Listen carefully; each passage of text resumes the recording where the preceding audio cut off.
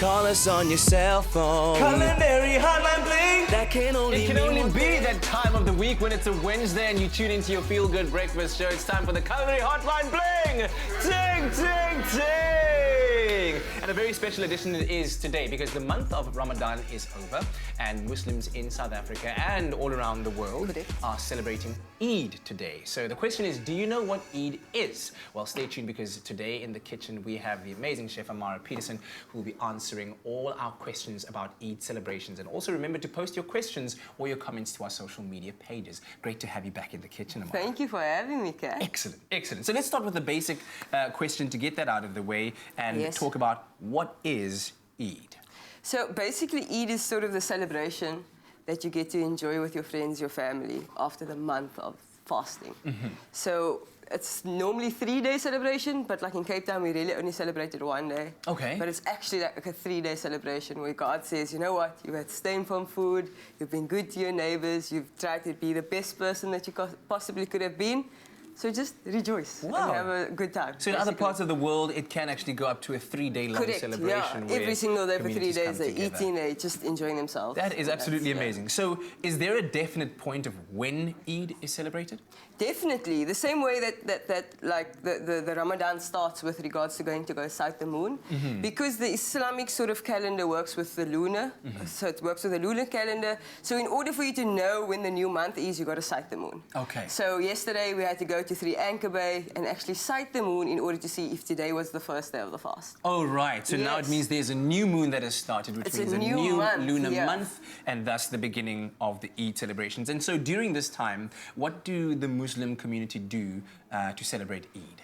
Look, I think it depends on every kind of household, you know. So, but traditionally, it's something that, you know, we wake up in the morning, we have a small bite to eat, we'll go for a prayer, but it's really incumbent on every sort of Muslim that can afford. You've got to feed at least one person that's like less fortunate. Okay. So you usually distribute some food or you give some money before the time so people can actually arrange their own food. Yes. So you'll go for the Eid prayer, which is a special prayer that only happens on Eid day.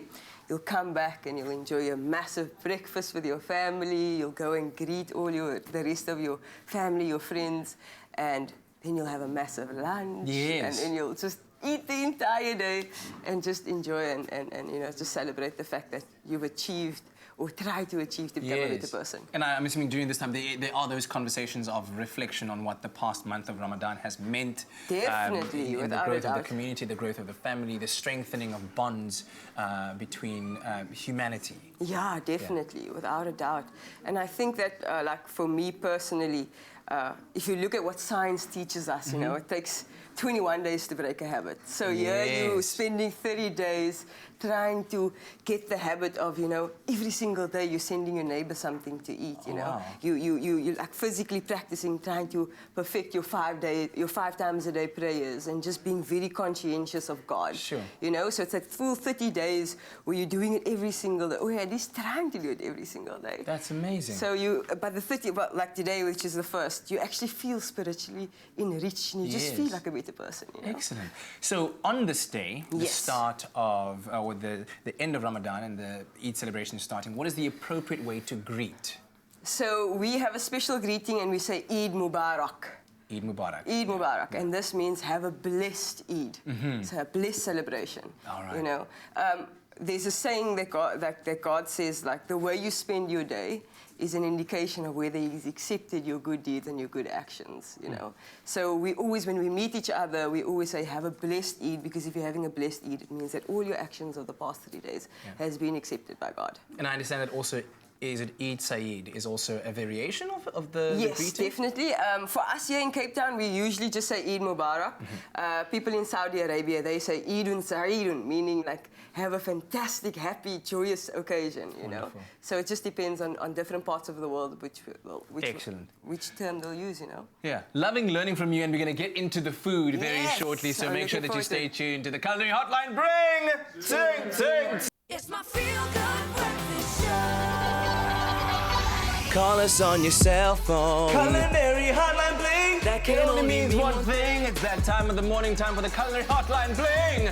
Ting, ting, ting! morning. Chef Ammaarah Petersen joins us this morning for a very special edition of the Culinary Hotline Bling. It is the Eid edition because the month of Ramadan has now been completed. The sighting of the new moon has been completed and now begins the Eid celebrations. And so we are learning more about it, especially in understanding what our Muslim community is doing during this time. Yeah. So first things first, in the morning of Eid. Yes. What's usually had for breakfast? Because I mean, obviously the Culinary Hotline Bling, it's all about food. I think that again, it just depends on every household. For my family, it's traditional that my mom bakes her famous bread, my gran makes her famous bread. They have like corn tongue, corned beef, different selections of cheese, some fruits.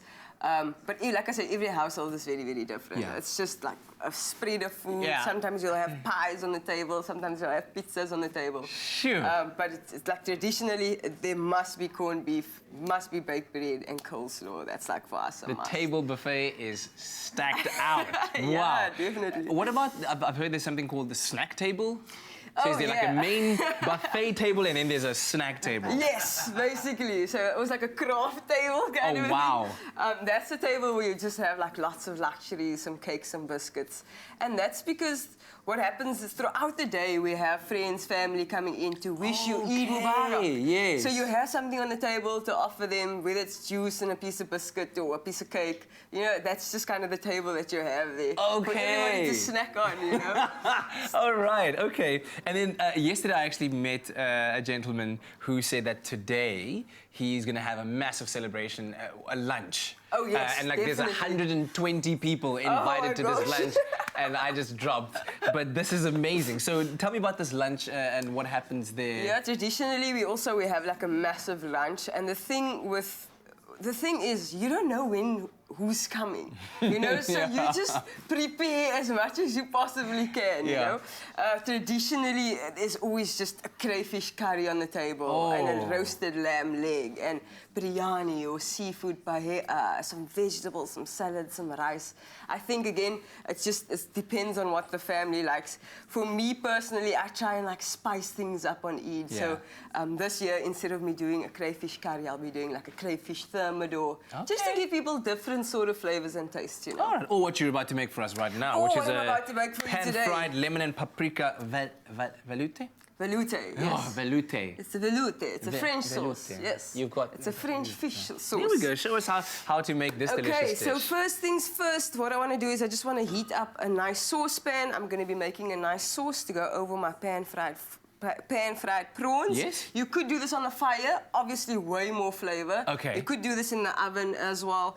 Obviously, each and every sort of cooking technique gives it a different taste. Excellent. But I'm just going to pan fry Let's it. get into so it. while my pan is warming up, all I want to do is I'm just going to be sprinkling some spice over my prawns, Wow, right? that's a lot of spice. What spice Yes, is that? this is some Durban masala, and then a little bit of paprika just for the color. Just a little bit. Just a little bit. Okay. And then I have some garlic paste. Excellent. And then what I want to do is I want to just add some lemon zest onto this.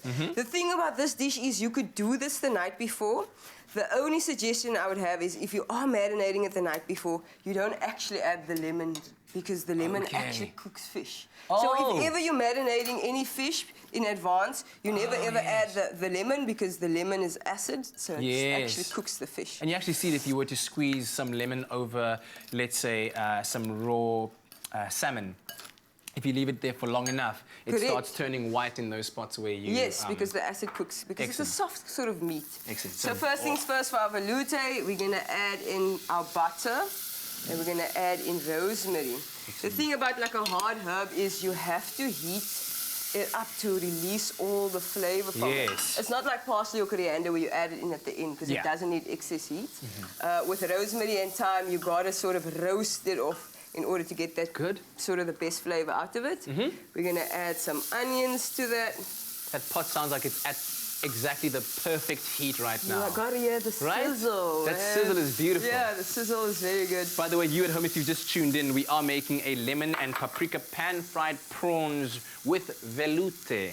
SMS the keyword prawn to 33728 and we'll send you a link to the recipe as well as the ingredients list. And of course, we're doing this all in honor of the start of the Eid celebrations all across the world. as our Muslim community commemorates the end of the month of Ramadan and the beginning of Eid. All right.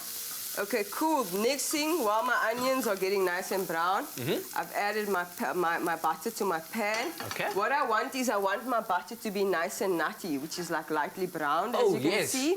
That releases a nutty butter. That releases beautiful flavor. And all we want to do is just pop our prawns in. Oh, look at that. What I've done is I've just basically butterflied the prawns, Yes. and I've left the head on. Most of the flavor's actually in the skin and in the head. So Oh, yes, if yes, you yes, yes. remove sort of the skin and the head, you don't have as much flavor. So Yeah. it's always do just you best eat to the keep whole it on. thing?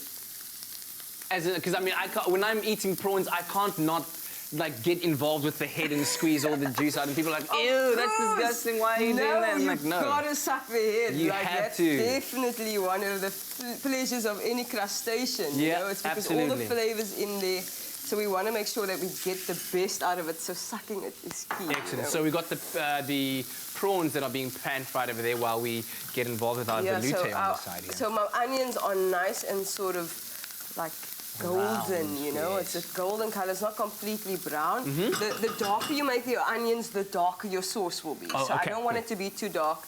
So I have some filleted fish, which has just been cubed. The bones have been taken out.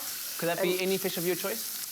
Look, the better kind of fish is obviously like a king clip, but that's really expensive. So the cost-effective way is just to use a hake. You Okay, know? So good. just like a fillet of hake is good. And this is just all just for added flavor. You All know? right, good stuff. I'll tell you what, let us carry on in the kitchen. We're going to be taking care of these ingredients, making sure they are at the right preparation point, and we'll be back again to reveal what the result looks like. SMS prawn to 33728. It's my feel-good breakfast show. Call us on your cell phone. Culinary Hotline Bling. That can only mean one thing. Put your hands in the air, yeah. I'm way too excited for this. Because it's the Culinary Hotline Bling. Ting, ting, ting. All the way. Listen, and we're celebrating the start of Eid celebrations all across the world. Chef Ammaarah Petersen is here to educate us on all the deliciousness and the significance of this time of the year. So we were making a velouté sauce over there, over our pan-fried prawns, which we would just be, after that, you know, we So once our fish got a little bit of color, we add our cream. We simmer that for about 20 minutes. You just blitz it. You can throw it in a blender or use a stick blender. And all you do is you throw that over your prawns and Bob's your uncle. Voila, prawn to There we go. 33728, SMS that. So, now, breakfast has been had. It was Yes. massive. There was a big lunch table. There was a snack table. People are coming in and out, and everyone is Yes. feasting and wishing each other Eid Mubarak. Is there even time for dessert? Of course, there's always time for dessert. What do we Always. have? What do we have? So first things first, we're just going to whip up some cream. And then we're going to add some dessert cream. And we're going to mix that in there. For the sweetness, we're going to add about a quarter can of condensed milk. This is like one of my favorite desserts. It's a really simple dessert, but it's truly just amazing with a combination of flavors. Then I'm going to be adding in some nice thick strawberry yogurt. So decadent. Yes, but obviously if you like a different flavor, maybe like a peach or something like that, you could do that. Oh my word. You gotta taste this. This is like the best part with all of this. Oh, SMS the keyword dessert to 33728 to get this Malaysian pudding sent to you, or at least the ingredients. Imagine you could just SMS dessert to 33728 and then poof! Chef That would be Ammaarah's amazing. dessert just pops up in front of you. No, we'll send you a link to the recipe as well as a list of the ingredients so that you can try it out at home. And perhaps you want to do so for Eid as well. You were telling me, so while you're mixing all of this up, because obviously you're going to be folding it, there's two different kinds of Eid. The Eid after the fast, which we're at now. Yes. And then there's the Eid after the pilgrimage. yeah. Explain those to me. So basically, like the first Eid is called Eid al-Fitr, and that's the Eid after the fast. Yeah. We have to give, so if you are able to, you have to actually feed somebody the exact same way that you are eating on Eid. Whereas the second Eid, which is after pilgrimage, is more the sacrificial Eid, and that's where people go to Mecca, where they perform pilgrimage, and then what happens is they slaughter. And they slaughter based on the same principle of Prophet Abraham, when God was commanding him to almost slaughter his son. So that's how we do it. And even like I was telling you, our Eid celebration is all about sort of festivities. And it's not actually based in the Quran, but it's actually from Prophet Jesus. When he had that Last Supper, he asked God, can I have an Eid so that all my people can eat and there's no depletion. Wow. So Eid is about having everybody be able to come and eat and enjoy with no depletion, you know, as a reward. So with no depletion comes a lot of surplus. So what do you do with the leftovers? That's normally what we call is barakachis, and everybody will come, and then we'll just like, by my mom, we 6 kids, so like everybody will just take a little bit home so they have. I was about to ask for the barakachi. You don't make something as delicious that I really need to taste a little bit of this. Yeah, so everyone gets to take a little bit of the deliciousness home as well. For me personally, I don't want to wake up the next morning after Eid and not have a slice of freshly baked bread with corned beef. That is just a must. So a barakat, you'll see that everybody just walks away with something small because everything just looks so delicious and you have no space to eat anymore, so you take it for the next day. What a wonderful time of the year of celebration, of spiritual enlightenment, and thank you for bringing us into the fold, into the picture. No problem, as well. My pleasure. I wonder if you want to maybe leave our Muslim viewers out there with a special message? Yeah, Eid Mubarak, and I hope that all your good activities and all your good deeds are accepted and fulfilled, and may this be the starting point for the rest of the year for you to live a spiritual life. Don't forget to go and check out my Instagram page, ammaarah.petersen. We'll find all these amazing recipes. Excellent. Enjoy your day. Excellent. Our thanks to Chef Ammaarah for the most insightful culinary hotline bling. Ting, ting, ting, ting, as we celebrate Eid.